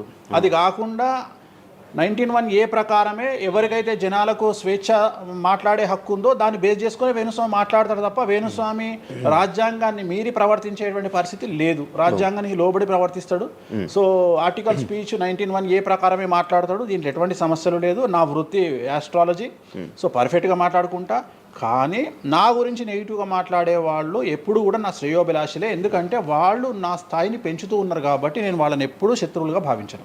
వేణుస్వామి గారితో డేంజర్ అంటే మిగతా కొంతమంది బ్రాహ్మణ లైక్ పంతులు కానీ వీళ్ళు కానీ చెప్పేది ఇది, వేణుస్వామి గారు డేంజరు, ఆయన్ని ఒకవేళ ఏమైనా అంటే మళ్ళీ ఆయన పూజలు చేసి మనం నాశనం అయిపోయేలా ఇది కూడా ఆయన చేయగలడు, పవర్స్ ఉన్నాయి. నమ్ముతున్నట్టే కదా, అంటే నాకు వర్తుందనే కదా. అలా అర్థం కాదు, వర్తున్నట్టే కదా. ఇప్పుడు వర్త్ లేకపోతే ఫీల్ కావాలి, భయపడుతున్నారంటే నమ్ముతున్నట్టే కదా. సబ్జెక్ట్ ఉందని నమ్ముతున్నారు కదా. ఓకే ఓకే, పవర్స్ ఉన్నాయి, పవర్స్ నమ్ముతున్నారంటే సబ్జెక్టే కదా. అది తప్పేం లేదే దాంట్లో, దాని తప్పేం లేదు కదా. అంటే నా దగ్గర పవర్స్ నమ్ముతున్నారు కదా, ఇట్ ఈస్ ప్రూవ్డ్ కదా. నేను అనే పాయింట్ ఏంటంటే, నేనేదో జనాల్ని ఉద్ధరిస్తా, నేనేదో జనాలకు పూజలు చేసి వాళ్ళను మంచి చేస్తా అనుకున్నప్పుడు ఫస్ట్ అడిగే క్వశ్చన్ ఏంటంటే, రేపు ఇచ్చినాయాలా నీకు వచ్చిన సమస్యలు క్లియర్ చేసుకోరా అంటారు ఫస్ట్. మరి నా సమస్యలు నేను క్లియర్ చేసుకుంటా కదా. లాజికా కాదా? చేస్తారా నిజంగా? నేను అడిగే పాయింట్ మీకు అర్థం కాలా? అర్థమైంది. నేను చెప్తున్నది ఒకటి, నీకు అర్థమవుతున్నది ఏమంటున్నా. నాకు ఒక న్యాయపరమైన చిక్కు వచ్చినప్పుడు దాని నుండి బయటపడడానికి నేను పూజలు చేసుకుంటానా, చేసుకోనా? మరి వాటి ద్వారానే కదా నేను జనాలకి. ఇప్పుడు నీకు ఏదన్నా ప్రాబ్లం వచ్చి రేపు పొద్దున వేణుస్వామి గారు నాకు ఈ సమస్య వచ్చింది అంటే సమస్య మీరు ఎప్పుడు నమ్ముతారు? నన్ను మీరు చేశాక అది మీరు నేను బయటపడ్డప్పుడు నమ్ముతారు. అదే మీ సమస్యల నుంచి మీరు బయటపడ్డాక జనాలు నమ్ముతారు. అర్థమైంది. బట్టతల పెట్టుకొని నేను వెంట్రుకలు మొలిపిస్తాను టీవీలో యాడ్ ఇస్తే అమనాబూతులు తిడతారు. అరే నీకే గుండు మీద ఎంటికలు లేవు, నువ్వేం మొలిపిస్తావురా అని. అట్లనే నేను కూడా నా స్టామినా ఏందో జనాలకు తెలియజెప్పాలి అంటే నేను నా సమస్యల నుండి బయటపడ్డప్పుడే కదా ఎదుటి వ్యక్తికి చేసే రైట్స్ నాకు ఉంటాయని చెప్తున్నా. అంటే ఇప్పుడు మీకు వచ్చిన సమస్యల నుంచి మీరు బయటపడ్డానికి మీకు మీరే పూజ చేసుకున్నారు. ఎందుకు చేసుకో? నా జాతకాన్ని నేను విశ్లేషించుకుంటా కదా. నాకు వచ్చే సమస్య నేను అనుకోను, బట్ నేను సమస్యలు వస్తే వాటిని క్లియర్ చేసుకోవడానికి నాకుండే రెమెడీస్ నాకు ఉంటాయి కదా. మీరు చేశారు ఆ పూజల్లో ఎవరైనా నష్టపోయారా? ఎవరిని నేను అనేది ఏంటంటే మనం బాగుండాలని కోరుకుంటాం. ఇంకోటి ఏంటంటే ఫస్ట్ నేను శత్రువుగా భావించాలి కదా. నేను అంత దూరం ఆలోచించాను. నేను ఎదుటి వ్యక్తిని శత్రువుగా ఎప్పుడు భావిస్తా అంటే వ్యక్తిగతంగా వచ్చి నన్ను కొట్టినప్పుడు నేను భావిస్తా. అంటే నా గురించి చెడుగా మాట్లాడడం అనేది నాకు శత్రువు కాదు, ఎందుకంటే వాళ్ళ వృత్తి అది. బోల్డ్ మంది మాట్లాడతారు, అందరూ శత్రువులు. నేను అదే అంటున్నాను. ఇప్పుడు ఇదే వీడియో కింద మళ్ళీ పెడతాడు ఎవడో, మళ్ళీ వచ్చిన వారా పంది అని పెడతాడు. ఇప్పుడు నేను వాడిని ఇల్లు ఎత్తుక్కుంటూ పోవాలా నేను? వాడిని ఇల్లు నాకు కనీసం లక్షల్లో క్లయింటేల్ ఉంటుంది. ఈ వీడియో కింద తిడితే తిడితే ఒక 10 మంది తిడతారు. ఈ 10 మంది అలవాటు అయిపోయి, అలవాటు కాదు, కలియుగ ధర్మము. నేను చాలా ప్రాక్టికల్గా ఉంటా. నేను చాలా లేకపోతే ఎంత దమ్ము ఉంటే ధనిష్టల నేను వచ్చి మందు తాగుతా, నాన్ వెజ్ పెడతా అని చెప్పుకోవాలంటే చాలా విషయం ఉండాలి, మామూలు విషయం కాదు. ఈ కమ్యూనిటీలో తట్టుకోవాలి. అందుకనే నేనేమంటున్నా, ఒక బ్రాహ్మడు అనగానే ఇప్పుడు ఉదాహరణ ఒక పెద్ద పూజారు ఉన్నాడు ఏ గుడికి, ఆ పెద్ద పూజారిని టార్గెట్ చేయాలంటే ఫస్ట్ టార్గెట్ చేసేది నాన్ వెజ్ తింటాడు, లిక్కర్ ముట్టుకుంటాడు అని చెప్తారు. అందుకని నేనే నా బట్టలు ఇప్పేసుకుంటున్నా. అవకాశం లేదు అంటే నేను ఆల్మోస్ట్ అండర్వేర్తో సహా అన్ని ఇప్పేసిన. ఒకవేళ నేను అండర్వేర్ ఉంటే అదన్నా లాగుదామని ఎవడో వస్తుండే, నేను అది కూడా ఇప్పేసిన. ఇంకేముంది నా నాయన నన్ను ఇప్పడానికి? నా దగ్గర ఏం లేదు కదా. ఇప్పుడు నువ్వేమైనా కొత్తవి చూపిస్తే ఏం చూపిస్తావు? నువ్వేం చూపిస్తావు? సుప్రీంకోర్టు ఇచ్చిన ఆర్డర్ ప్రకారం నేను వేరే అమ్మాయితో పడుకున్నా, అమ్మాయితో ఇష్టంతో పడుకుంటే అది కూడా నాకేం తప్పు లేదు. ఇంకా నువ్వు నాకు ఏం చూపిస్తావు? నేను ఎప్పుడన్నా సామాజికానికి వ్యతిరేకంగా చేసినప్పుడు, శాస్త్రానికి వ్యతిరేకంగా చేసినప్పుడు నువ్వు నా గురించి వ్యతిరేకంగా చూపిస్తావు. అంతే తప్ప నా దగ్గర ఏమున్నాయని చూపిస్తావు? నేను చచ్చే వరకు చూపించలేవు. నేను నన్ను బొందబెట్టే వరకు, నన్ను తగలబెట్టే వరకు నేను తప్పు చేసినా చూపించలేవు. నేను చెయ్యను. మీరే చెప్పేసుకుంటున్నారు. నేనే చెయ్యను. నేను ఇప్పుడు పైసలు లేనివాడు, పైసలు పోగొట్టుకున్నవాడు బెట్టింగ్లోకి పోతాడు. లేదా ఇప్పుడు కొత్త వ్యవహారాలు ఉన్నాయి. ఒకడేమో నిధులు దొరుకుతాయని పోతాడు, ఒకడేమో రైస్ పుల్లర్ అని పోతాడు. ఇవన్నీ ఏం కావని తెలుసు, మనకు తెలుసు, వాడికి తెలియదు. వాడు మానసికంగా వీక్ కాబట్టి వాడు సొంతంగా డబ్బులు దొంగతనంగా నాకు అవసరమే లేదురా నాయన. నాకు వేరే వ్యాపకాల నుండి డబ్బులు వస్తున్నప్పుడు లంగ పని చేసే అవకాశం నేనెందుకు చేస్తా? నాకు అవసరమే లేదు. నన్ను లంగ పని చేయమని చెప్తే నేను చెయ్య. నాకు వద్దు. నేను లంగ పని చేసే సవ్వాలే లేదు, నాకు అవసరం లేదు. రెండోది ఏంటంటే నా దగ్గరికి రానంత వరకే నా గురించి నెగిటివ్గా మాట్లాడతారు. ఒక్కసారి నా ఆఫీస్లోకి ఎంటర్ అయ్యారు అంటే వానికే అర్థమైపోతుంది, నీ అమ్మాయి నా కుల్లా ఉన్నాడు రా నాయన, ఈయనతో వేస్ట్, ఈయన దగ్గర ఏం దొరకదు. రెండవది, ఇవాళ ఎక్కడ పడితే అక్కడ కెమెరాలు పెట్టుకొచ్చేటువంటి స్థాయిలో ఇది మనకు సైన్స్ పెరిగింది. ముక్కు పుల్లలు కూడా పెట్టుకొస్తారు, చౌకమ్మలు కూడా పెట్టుకొస్తారు. నేను లంగ పని చేస్తే కూర్చొని 2 నిమిషాలు దొరకబట్టి టెలికాస్ట్ చేస్తారు. కానీ మాటలు ఉన్నాయి, క్లారిటీ సాక్ష్యం లేదు. ఇక మరి ఏం చేస్తాను నేను? పోనీ నేను అందరిలాగా దాచిపెట్టే మనిషిని కాదు, దొంగతనంగా లంగపనంగా డోర్లు అన్నీ కుల్లా ఉన్నాయి. మీరు ఎక్కడికొచ్చినా మాట్లాడి నా ఆఫీస్లో ఏమైనా చేయండి, ఓపెన్గా పూజలు చేస్తా. ఇంకొకటి వేరేటోడు పెట్టే కానీ నేనే పూజ పెడుతున్నా. ఇంకోటి రెండోది, బాటిల్ కూడా నా చేతిలో పట్టుకొని అమ్మవారికి నైవేద్యం చేస్తున్నా. పోనీ నేను బాటిల్ దొంగతనంగా ఇది మందు బాటిల్ కాదు అని చెప్తలేను. Blue label bottle, royal salute bottle నేనే పోసి మరి అమ్మవారికి నైవేద్యం చేస్తున్నా. ఇంకా ఎక్కడనే దాపరికం ఉంది? ఇంకా బాటిల్స్ కూడా కాస్ట్లీ, అంటే పెద్ద గెస్టులకే అవి పెద్ద వాళ్ళ విఐపి రేంజ్ని బట్టి పెడతాం. నార్మల్ వాళ్ళు వస్తే వాళ్ళకి తగ్గట్టి వాళ్ళ ఇష్టం. ఇప్పుడు ఉదాహరణ బాలయ్యబాబు చేస్తే మ్యాన్షన్ పెడతాం. కొంతమంది ఎన్ఎస్సి అంటే ఇప్పుడు ఉదాహరణ మన ఎవడో విమర్శిస్తుండు నన్ను. ఆయన లారీ కళ్ళద్దాలు పెట్టుకుంటాడు అని ఒక జ్యోతిష్కుడు నన్ను విమర్శిస్తున్నాడు. అంటే అరే లారీ కళ్ళద్దాలు అది కొనాలంటే కాశీ దాకా దేకాలి. ఎంత అంటే మన లైఫ్లో దాని వాల్యూ తెలియదు. అదే కుక్కకేం తెలుసు కుసుమపు వాసన, నెయ్యి గురించి ఏం తెలుసు కుక్క కంటే? వాడు ఏదో మాట్లాడతాడు. వాడు మాట్లాడినప్పుడు నేను వాడి మీద పీటీ చూపిస్తా. అరే నా కళ్ళద్దాల గురించి మాట్లాడుతున్నాడు, ఆ కళ్ళద్దాలు నీ జీవితంలో చేతులు కూడా పట్టుకొని చూడలేవురా నువ్వు. ఇంకా నువ్వు దాని గురించి మాట్లాడితే నువ్వు ఇక వాడిని కుక్క కంటే హీనంగా నేను చూడాలి తప్ప వాని గురించి వాని మీద నేను సింపతి చూపిస్తా తప్ప నేను కోపానికి ఎందుకు వస్తా? అట్లా చాలామంది విమర్శ చేస్తుంటారు. విమర్శల గురించి మనం పట్టించుకునే. మీకు బ్రాండ్ బట్టలు, బ్రాండ్ స్పెట్స్ అవన్నీ ఎలా అలవాటయ్యాయి? అంటే ఎలా అలవాటయ్యాయి అంటే ఇప్పుడు కూడా చెప్తా. జాతక రీత్యా శుక్రుడు ఎవరికైతే కొద్దిగా నీచంలో ఉంటాడో వాళ్ళు ప్రతి శుక్రవారం నాడు పర్ఫ్యూమ్ కొట్టుకోవాలి. శుక్రుడు అంటే లగ్జరీస్. ఓకే. శుక్రుడు జాతకంలో శుక్రుడు గ్రహం నేను మాట్లాడేది. శుక్రగ్రహం వీక్ ఉన్నప్పుడు ప్రతి శుక్రవారం నాడు పర్ఫ్యూమ్ కొట్టుకోవాలి. అండ్ ఒక పెగ్గు 30 ml కాచేయాలి. తాగుమని చెప్తే వేణుస్వామి చెప్పిండు కదా అని ఒక ఉద్యమంలాగా తాగొద్దు. ఒక 30 ml స్కాచ్ తాగాలి. అట్లా ఒక 3 నెలలు చేసిన తర్వాత డెవలప్మెంట్ ఏందో మీకే కనిపిస్తుంది. డెవలప్మెంట్ ఏందో మీకే కనిపిస్తుంది. మళ్ళీ వేణుస్వామి మందు తాగేమన్నాడు అని కాంట్రవర్సీ కావచ్చు. డాక్టర్లే చెప్తారు. 30 ml తాగితే హార్ట్కి మంచిది, బీపీకి మంచిది అని చెప్తారు. కానీ డాక్టర్ల పేరు అడ్డం పెట్టుకొని కుంభాలు తాగుతారనే భయానికి డాక్టర్లు చెప్పరు. ఆపేశారు. 30 ml అనేది చాలా మంచిది. బట్ నేను రోజు తాగమంటలేను. శుక్రవారం నాడు మాత్రమే, అది కూడా శుక్రుడు నీచంలో ఉంటే, శుక్రుడు 6వ ఇంట్లో, 12వ ఇంట్లో, 8వ ఇంట్లో ఉన్న, శుక్రుడి మీద శని దృష్టి ఉన్న జాతకరీత్యా మీరు శుక్రవారం నాడు 30 ml పెగ్గు తాగండి నైటు. అది కూడా ఫ్యామిలీతోని మహమ్మద్ రఫీ పాటలు పెట్టుకొని, ఏఆర్ రెహమాన్ పాటలు పెట్టుకొని, ఇళయరాజా పాటలు పెట్టుకొని ఆ పెగ్గు తాగి ఆ పాటలు ఎంజాయ్ చేసి పండుకోండి హ్యాపీగా. సో మీ లైఫ్ ఎట్లుంటుందో చూడండి. నేను మాట్లాడేది వ్యాపారమో ఇతర ఉద్యోగం చేసే వాళ్ళ గురించి కాదు. ప్రత్యేకించి 100 రూపాయల దగ్గర 1,00,000 రూపాయలు సంపాదించగలిగి రియల్ ఎస్టేట్ వ్యాపారులు, వ్యాపారస్తులు, పొలిటీషియన్స్, పెద్ద పెద్ద వాళ్ళ గురించి మాట్లాడుతున్నాను. టీచర్లు, అటెండర్ల గురించి నేను మాట్లాడతలేను. టీచర్ ఎంత తాగినా తాగుడు మిగులుతుంది తప్ప పైసలు రావు, ఎందుకంటే ఆయన జీతం అంతే కాబట్టి. సో ఎక్కడైతే పెరగడానికి ఆస్కారం ఉంటుందో వాళ్ళ గురించి మాట్లాడుతున్నాం. సో ఇది కూడా మంచిది రెమెడీ. సో ఇలాంటి రెమెడీలు చెప్పాలంటే వేణుస్వామి చెప్తాడు కానీ వేరేటోడు చెప్పాడు. ఎందుకంటే వాడికి భయం, మందు తాగమంటే తప్పు. అరే మందు తాగమంటే తప్పు అయితే మందు యాడ్ ఎందుకు వస్తుంది, మందు ఎందుకు తయారు చేస్తారు? సో ఇదన్నీ అందుకనే దేశ కాలమాన పరిస్థితి. కసినో తీసుకుపోయి గోవాలో పెడితేనేమో లీగలు, హైదరాబాద్లో పెడితే ఇల్లీగలు. సో నేను దేశ కాలమాన పరిస్థితులు అందుకనే చెప్తున్నా. దేశ పరిస్థితులు అంటే గోవాలో యాక్సెప్ట్ గేమింగ్ యాక్ట్, ఇండియా హైదరాబాద్లో యాక్సెప్ట్ కాదు. సో అదే చెప్తున్నా. ఒక దగ్గర విడాకులు అనేవి ఇండియాలో కష్టము, అమెరికాలో ఈజీ. అమెరికాలో 10 విడాకులు తీసుకున్నా ఎవడు పట్టించుకోడు. సో ఇవన్నీ కామన్. ఒకప్పుడు ఒక పెళ్లి చేసుకో, రెండో పెళ్లి అనేది చాలా పెద్ద విషయం. ఇవాళ తెలుగు సమాజం కానీ ఎంత గొప్పదైపోయిందంటే 5వ పెళ్లికి కూడా శుభమా అంటూ 5వ పెళ్లి అంటున్నారు. కాబట్టి చాలా వైడ్ రేంజ్ ఆఫ్ థింకింగ్ అనేది మారిపోయింది. కాబట్టి వేణుస్వామి కూడా మారిండు దాంట్లో. సింపుల్, అంతే, ఏం లేదు. ఇనయ మీ ఫ్రెండే ఇనయ ఫ్రెండ్ అనే పదం తప్పు కదా. ఫాలోవర్స్ ఉంటారు, నా క్లయింట్లు ఉంటారు. నా క్లయింట్లు ఉంటారు, అంతేగాని. తనకి బాయ్ ఫ్రెండ్ రీసెంట్గా బాయ్ ఫ్రెండ్ వచ్చి బ్రేకప్ అయింది కదా, మరి మీరు చెప్పలేదా తనకి? ఇలా నాకు సంబంధం లేదు. మీ దగ్గర కూడా పూజ చేయించుకున్నారు కదా మీ దగ్గరే. నేను పూజ చేసింది ఆమె పర్సనల్ ఇష్యూ కోసం కాదు కదా. నేను ఆమె పూజ చేసింది సినిమా కోసం చేసినా. ఇప్పుడు రాజాసార్లు ఆమె చేస్తుంది కదా, ప్రభాస్ సినిమాలో ఆమె యాక్టింగ్ చేస్తుంది. అంతవరకు నా దగ్గరికి 190 మంది వస్తారు కదా, వాళ్ళ గురించి వ్యక్తిగతంగా వాళ్ళని కంటిన్యూగా ఉండేది నాకు లేదు.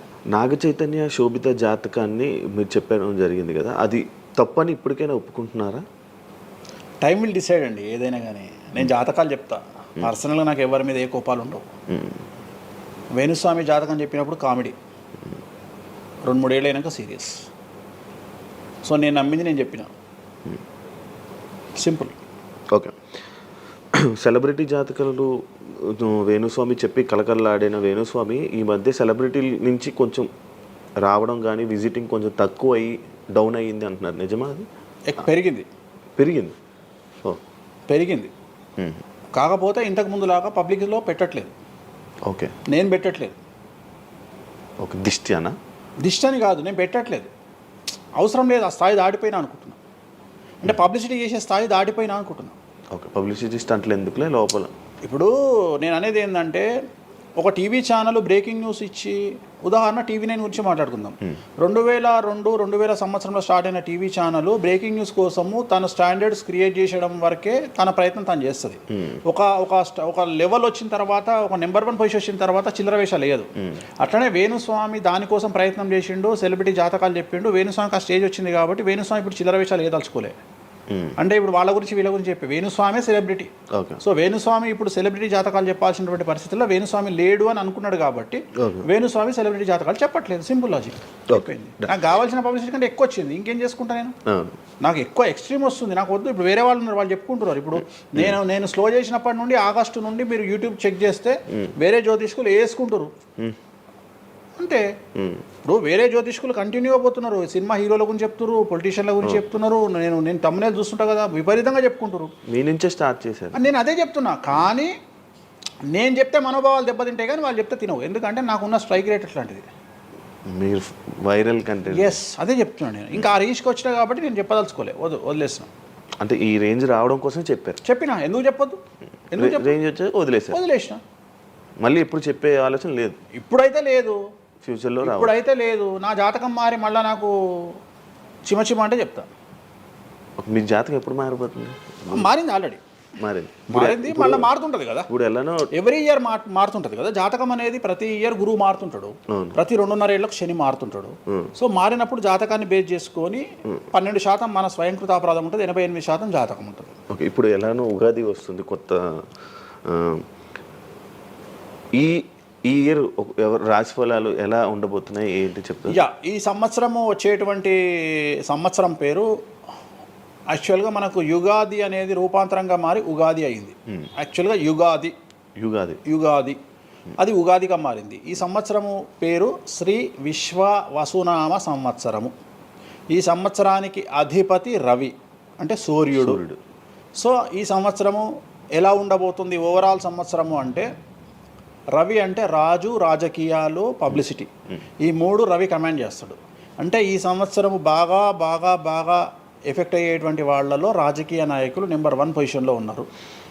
దేశాలు ఉన్నాయి, అంటే దేశాల మధ్యన, రాష్ట్రాల మధ్యన యుద్ధ వాతావరణము, రాజుల మధ్యన వైరము, రాజులకు ప్రాణగండము, రాజులకు కారాగార వాసము, ప్రకృతి వైపరీత్యాలు, మరీ ముఖ్యంగా అగ్ని ప్రమాదాలు, విమాన ప్రమాదాలు, పడవ ప్రమాదాలు, రైలు ప్రమాదాలు, సో అనుకోని ప్రదేశాలలో అగ్ని ప్రమాదాలు, అలాగే సునామీ హెచ్చరికలు, అలాగే నగరాల్లో విపరీతమైన వర్షపాతము, అండ్ మరీ ముఖ్యంగా ఈ సంవత్సరం విడాకుల సంఖ్య చాలా ఎక్కువ. అలాగే వీటిలో పాజిటివ్ తీసుకుంటే ఆడవారికి విపరీతమైన రాజయోగము, అంటే ప్రాముఖ్యత అనేది ఈ సంవత్సరం ఆడవారికి పెరుగుతుంది. అలాగే 25 సంవత్సరాల నుండి 35 సంవత్సరాల యువతలో ఎక్కువగా కార్డియాక్ అరెస్ట్లు అంటే చనిపోవడము, అలాగే కన్ను లేదా చర్మానికి హార్ట్, లివరు సంబంధించినటువంటి ఏదైనా ఒక వైరస్ బాధించే అవకాశము. సో ఇవన్నీ కూడా ఈ సంవత్సరం ఉన్నాయి. దీనికి కారణం షష్టగ్రహ కూటమి అని మీనరాశిలో ఏర్పడుతోంది. సో షష్టగ్రహ కూటమి 2019 డిసెంబర్లో ఏర్పడ్డప్పుడు మనకు కరోనా వచ్చింది. అలాగే ఈ సంవత్సరము మార్చ్ 30వ తేదీ 2025 సంవత్సరంలో మనకు మళ్ళీ షష్టగ్రహ కూటమి మీనరాశిలో ఏర్పడుతోంది. సో దీనివల్ల సుమారు మేషరాశి, సింహరాశి, తులారాశి, ధనుస్సు రాశి, మీనరాశి వాళ్ళు చాలా చాలా సమస్యల బారిన పడేటువంటి అవకాశాలు ఉన్నాయి. ఇది ఓవరాల్ సంవత్సర ఫలితము. ఇక మేషాది మీనరాశిలో ద్వాదశ రాశులు కనుక తీసుకున్నట్టయితే, మేషరాశి గురించి తీసుకుంటే, మేషరాశికి ఎవరైతే 1995 నుండి 2003 మధ్యన జన్మించి ఉన్నారో వాళ్ళందరికీ ఈ సంవత్సరము 2వసారి ఏలినాటి శని ప్రారంభమవుతూ ఉంది.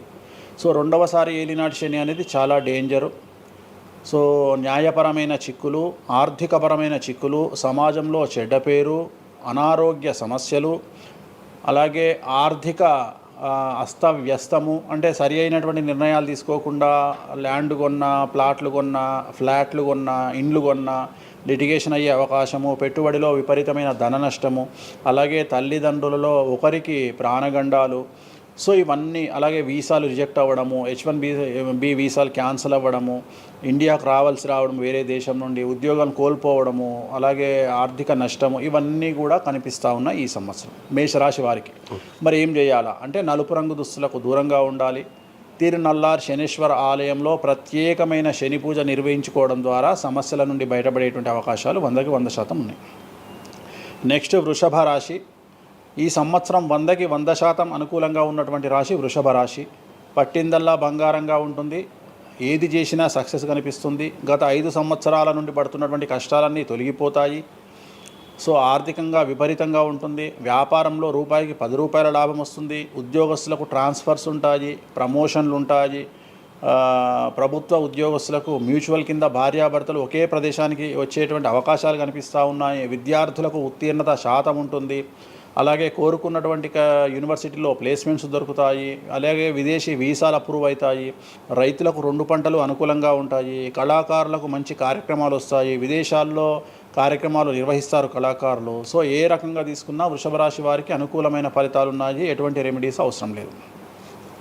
నెక్స్ట్ మిథున రాశి. సో వ్యయ గురువు నుండి జన్మ గురువులోకి మారుతున్నటువంటి గురువు వల్ల విపరీత రాజయోగం అనేటువంటిది మిథున రాశి వారికి గోచరిస్తూ ఉంది. సో మిథున రాశి వారికి ఈ సంవత్సరం పట్టిందల్లా బంగారంగా ఉంటుంది. ఇంతకుముందు చెప్పినట్టుగా ఈ రాశికి కూడా 100కు 100% అనుకూలంగా ఉంది. మరీ ముఖ్యంగా రాజకీయ నాయకులకు అన్ఎక్స్పెక్టెడ్ పాజిటివ్ థింగ్స్ జరగడం ఈ సంవత్సరం గమనించాల్సినటువంటి విషయం. అవివాహితులకు వివాహయోగ సూచనలు, సంతానం లేని వారికి సంతాన యోగము, ఉద్యోగం లేని వారికి ఉద్యోగము, ట్రాన్స్ఫర్స్ కోరుకునే వారికి ట్రాన్స్ఫర్స్, అలాగే అన్ని రంగాల్లో పనిచేసేటువంటి వారికి, ప్రభుత్వ ప్రైవేటు ఉద్యోగాల్లో ఉండేవారికి పాజిటివ్ థింగ్స్, ప్రమోషన్లు, ట్రాన్స్ఫర్స్, వ్యాపారస్తులకు అనుకూలతలు ఇవన్నీ కూడా కనిపిస్తూ ఉన్నాయి. స్త్రీలకు మరీ ముఖ్యంగా అనుకూలంగా ఉండబోతూ ఉంది. సో మిథున రాశి వారికి ఎటువంటి సమస్యలు ఈ సంవత్సరం లేవు. సో నెక్స్ట్ వచ్చే రాశి కర్కాటక రాశి. సో కర్కాటక రాశి వారికి సంబంధించి 100కు 90% అనుకూలమైనటువంటి ఫలితాలు ఉన్నాయి. 10% సమస్య ఏమిటి అంటే మే 9, 2025 నాడు గురువు వ్యయంలోకి వస్తూ ఉన్నాడు. మిథున రాశి ప్రవేశం అనేటువంటిది గురువు వ్యయంలోకి వస్తూ ఉన్నాడు. అది ఒక సమస్య కనిపిస్తూ ఉంది. సో 90% చాలా అనుకూలంగా ఉండబోతూ ఉంది. అష్టమ శని వెళ్ళిపోతుంది. 9వ ఇంట్లోకి శని భాగ్యస్థానంలోకి వస్తున్నాడు. సో అనుకూలమైనటువంటి ఫలితాలు ఉన్నప్పటికీ ఎవరైతే కర్కాటక రాశి జాతకులు 60 సంవత్సరాలు దాటి ఉంటారో వాళ్లకు సమస్యలు అనేటువంటివి, ఆరోగ్యపరమైన ఇబ్బందులు అనేటువంటివి కనిపిస్తున్నాయి. అలాగే తొందరపాటు నడక వల్ల, అంటే మెట్లు ఎక్కేటప్పుడు దిగేటప్పుడు నీరు ఉన్న దగ్గర నడిచేటప్పుడు జాగ్రత్తలు తీసుకోండి. ఎందుకంటే గురువు వ్యయం వల్ల కింద పడి కాళ్ళు చేతులు విరగొట్టుకునే అవకాశం ఉంది కర్కాటక రాశి వారికి. మరి రెమెడీ ఏమిటి అంటే ప్రతి గురువారం నాడు లెమన్ ఎల్లో షర్ట్ ధరించడం మగవాళ్ళైతే, ఆడవాళ్ళైతే లెమన్ ఎల్లో డ్రెస్సును ధరించడం వల్ల కర్కాటక రాశి వారు సమస్యల నుండి బయటపడతారు. నెక్స్ట్ సింహరాశి. సో సింహరాశి జాతకులకు అష్టమ శని ప్రారంభమవుతూ ఉంది. ఖచ్చితంగా అన్ని రంగాల వారికి, చిత్ర పరిశ్రమ వారికి, టీవీ రంగం వారికి, మీడియా రంగం వారికి, రాజకీయ నాయకులకు, వ్యాపారస్తులకు, అన్ని వర్గాల వారికి సమస్యలు ఉంటాయి. న్యాయ వ్యవస్థ పరంగా న్యాయపరమైన చిక్కులుంటాయి, సంచలనాలు నమోదవుతాయి. మీడియాకి ఎక్కే అవకాశం ఉంది. సమాజంలో చెడ్డ పేరు, తల్లి తండ్రి లేదా భార్య భర్త తరపున ఎవరికైనా వాళ్లకు ఆరోగ్యపరమైన ఇబ్బందులు ఏర్పడే అవకాశం ఉంది. కాబట్టి ఖచ్చితంగా ధన నష్టం ఏర్పడుతుంది. అప్పులు చేయాల్సినటువంటి పరిస్థితి గోచరిస్తూ ఉంది సింహరాశి వారికి.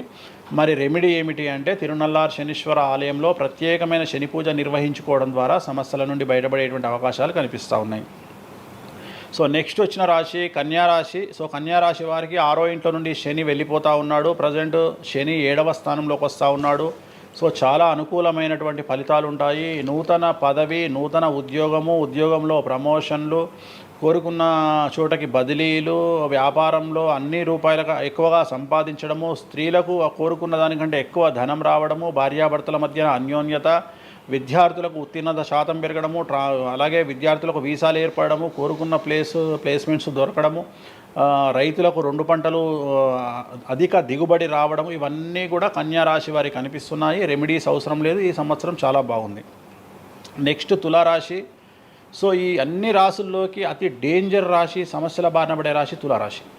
ఎందుకంటే షష్టగ్రహ కూటమి ఎఫెక్టు 6వ ఇంట్లో, 6వ స్థానములో శని 6వ ఇంట్లో. సో తులారాశి అనేది అతి పెద్ద సమస్యను ఎదుర్కోబోతూ ఉంది. తులారాశి వారికి ఆర్థికంగా విపరీతమైనటువంటి రాబడి ఈ సంవత్సరం ఉంటుంది. డబ్బు మినహా అన్ని రకాలుగా మీకు సమస్యలు ఉంటాయి. డబ్బు కోరుకున్న దానికంటే ఎక్కువ వస్తుంది, కానీ న్యాయపరంగా, ఆర్థిక పరంగా, సామాజికంగా తప్పుడు నిర్ణయాలు లేదా తప్పుడు సమస్యలు లేదా సమాజంలో చెడ్డ పేరు, సమాజంలో సంఘంలో చెడ్డ పేరు, ఆరోగ్యపరమైన ఇబ్బందులు, న్యాయపరమైన చిక్కులు. సో తులారాశి వారికి ఏ విధంగా తీసుకున్నా ఒక్క డబ్బు మినహా మిగతా అన్ని సమస్యలే. డబ్బు రాబడి మాత్రమే గొప్పగా కనిపిస్తూ ఉంది, అన్ని సమస్యలే కనిపిస్తూ ఉన్నాయి. తిరునల్లార్ శనీశ్వర ఆలయంలో ప్రత్యేకమైన శని పూజ నిర్వహించుకోవడం ద్వారా సమస్యల నుండి బయటపడతారు. సో నెక్స్ట్ వృశ్చిక రాశి. సో వృశ్చిక రాశి వారికి అర్ధాష్టమ శని వెళ్ళిపోతూ ఉంది. సో చాలా అనుకూలంగా ఉంటుంది. కళాకారులకు, సినిమా స్టార్స్కు, టీవీ వాళ్లకు, మీడియా వాళ్లకు చాలా అనుకూలంగా ఉండబోతూ ఉంది. రాజకీయ నాయకులకు విశేషించి యోగకాలంగా భావించాల్సి ఉంటుంది. విద్యార్థులకు ఉత్తీర్ణత శాతం పెరుగుతుంది, వీసాలు దొరుకుతాయి. అలాగే విదేశాలకు వెళ్ళే వారికి ఉద్యోగాలు దొరుకుతాయి. అలాగే ఉత్తీర్ణత శాతం పెరుగుతుంది. ప్రేమ వ్యవహారాలు ఫలిస్తాయి. భార్యాభర్తల మధ్యన అన్యోన్యత ఉంటుంది. అవివాహితులకు వివాహ సూచనలు ఉంటాయి. అలాగే సంతానం లేని వారికి సంతానం ఉంటుంది. సో వృశ్చిక రాశి వారికి అన్ని రంగాల, అన్ని వర్గాల వారికి పూర్తి అనుకూలతలు ఉంటాయి. రెమెడీస్ ఏమీ లేవు, నెగిటివ్స్ ఏమీ లేవు. సో నెక్స్ట్ ధనుస్సు రాశి. ధనుస్సు రాశి వారికి ఈ నెల మార్చి 30 ఉగాది నుండి అర్ధాష్టమ శని ప్రారంభమవుతూ ఉంది. సో కొన్ని సమస్యలు, ఆర్థికపరమైన ఇబ్బందులు ఉంటాయి. పెట్టుబడుల విషయంలో జాగ్రత్తగా ఉండండి. మరీ ముఖ్యంగా తల్లికి సంబంధించిన ఆరోగ్యం మిమ్మల్ని కలవరపెట్టవచ్చు. సో తల్లిగారి ఆరోగ్యం పట్ల జాగ్రత్తలు తీసుకోండి. అలాగే పెట్టుబడుల విషయంలో జాగ్రత్తలు తీసుకోండి. సమాజంలో చెడ్డ పేరు వచ్చే అవకాశం ఉంది కాబట్టి జాగ్రత్తగా ఉండండి. సో ధనుస్సు రాశి వారు తిరునల్లార్ శనీశ్వర ఆలయంలో ప్రత్యేకమైన శని పూజ నిర్వహించడం ద్వారా సమస్యల నుండి బయటపడతారు. సో నెక్స్ట్ మకర రాశి. గత 10 సంవత్సరాల నుండి మకర రాశి వారు పడుతున్నటువంటి బాధలన్నీ తొలగిపోతాయి. 7.5 సంవత్సరాల ఏలినాటి శని వెళ్ళిపోతూ ఉంది. సో పట్టిందల్లా బంగారంగా ఉంటుంది. ఆర్థికంగా, సామాజికంగా, రాజకీయంగా, న్యాయపరంగా, వివాహపరంగా, సంతానపరంగా, అవివాహితులకు వివాహ యోగ సూచనలు, సంతానం లేని వారికి సంతానము, ఉద్యోగం లేని వారికి ఉద్యోగము, విదేశాల్లో ప్రయత్నం చేసే వారికి అనుకూలతలు, అలాగే ట్రాన్స్ఫర్సు, ప్రమోషన్స్ అన్నీ కూడా అనుకూలంగా ఉన్నాయి. ఎటువంటి రెమెడీస్ అవసరం లేదు. కానీ ఒకే ఒక్క విషయం, భార్యాభర్తల మధ్యలో గొడవలు వచ్చేటువంటి అవకాశాలు కనిపిస్తూ ఉన్నాయి. మకర రాశి వారికి ఎడబాటు కనిపిస్తూ ఉంది. ఆ ఒక్క విషయంలో జాగ్రత్తలు తీసుకోండి, కోపాన్ని తగ్గించుకోండి. సో నెక్స్ట్ కుంభరాశి. కుంభరాశికి 2వ స్థానంలో షష్టగ్రహ కూటమి ఏర్పడుతోంది కాబట్టి ధన నష్టం అనేటువంటిది ఏర్పడబోతూ ఉంది. అతి పెద్ద ధన నష్టం మీరు పెట్టేటువంటి ఇన్వెస్ట్మెంట్ రూపంలో కావచ్చు, భూములు కొన్నా, ఇండ్లు కొన్నా, లేదా ఏదైనా వ్యాపారంలో పెట్టుబడి పెట్టినా చాలా తీవ్రమైన ధన నష్టాన్ని మీరు ఎదుర్కొనే అవకాశం ఉంది. కాబట్టి తొందరపాటు చర్యలు, తొందరపాటు నిర్ణయాలకు దూరంగా ఉండండి. నలుపు రంగు కార్లకు, నలుపు రంగు వస్తువులకు దూరంగా ఉండండి. తిరునల్లార్ శనీశ్వర ఆలయంలో ప్రత్యేకమైన శని పూజ నిర్వహించడం ద్వారా కుంభరాశి జాతకులు సమస్యల నుండి బయటపడతారు. ఇక చివరిదైనటువంటి రాశి మీనరాశి. మీనరాశి వారికి జన్మంలో అంటే మీనరాశిలోనే షష్టగ్రహ కూటమి ఏర్పడతా ఉంది. సో చాలా సంచలనాలు ఉంటాయి. నెగిటివ్సే కనిపిస్తూ ఉన్నాయి, పాజిటివ్స్ ఒక్కటి కూడా కనిపించడం లేదు. ఆర్థికంగా, న్యాయపరంగా, సామాజికంగా, ఆరోగ్యపరంగా, కుటుంబ పరంగా అన్ని రకాల ఇబ్బందులు ఎదుర్కొంటారు. సంచలనాలు ఫేస్ చేయాల్సి వస్తుంది. కుటుంబంలో ఆరోగ్యపరమైన ఇబ్బందులు ఉంటాయి, ఆర్థికపరమైన నష్టాలు ఉంటాయి, భార్యాభర్తల మధ్యన గొడవలు ఉంటాయి, ఎడబాటుకు దారితీసే అవకాశం ఉంది. తల్లిదండ్రుల్లో వారికి ప్రాణగండం కనిపిస్తూ ఉంది. సో చాలా సమస్యలు మీనరాశి వారు ఫేస్ చేసే అవకాశం ఉంది. తిరునల్లార్ శనీశ్వర ఆలయంలో ప్రత్యేకమైన శని పూజ నిర్వహించడం ద్వారా ఈ సమస్యల నుండి బయటపడేటువంటి అవకాశాలు ప్రస్ఫుటంగా కనిపిస్తున్నాయి. ఇవి 12 రాశుల వివరాలు.